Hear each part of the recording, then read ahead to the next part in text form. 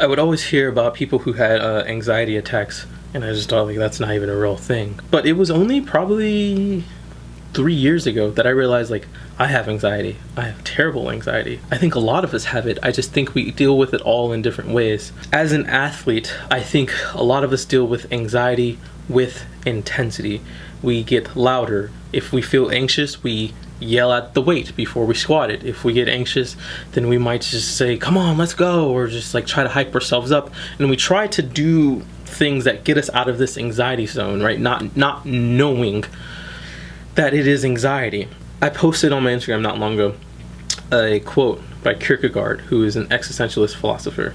The quote goes, "Anxiety is the dizziness of freedom."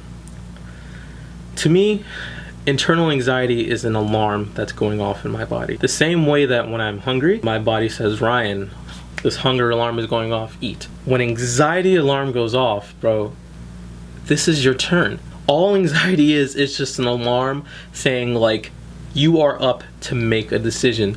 You are up to make a choice, and it won't shut off until you make a decision. You can't crawl away from it or yell at it.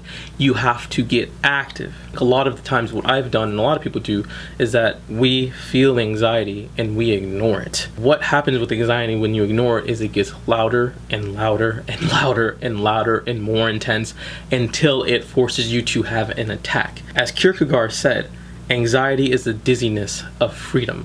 That anxious nausea of options is always going to be uncomfortable. I don't think any time in my life it will ever get more comfortable.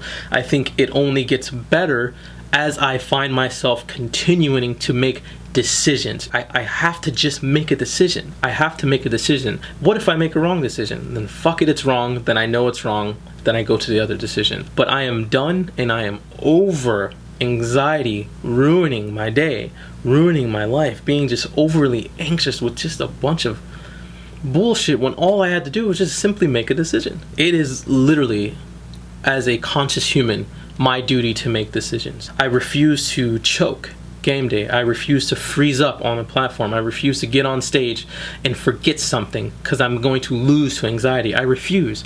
I want to make decisions to beat this thing.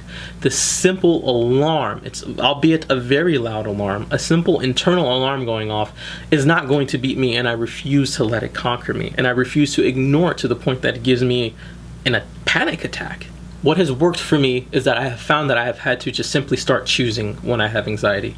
I don't know if the decisions are right. I'm not even sure if they're wrong. I just have to choose something to make this alarm shut up and tone down a little bit. Avoiding the feeling of anxiety is avoiding your chance at bat. You are up. You are up to swing. You have a chance at bat.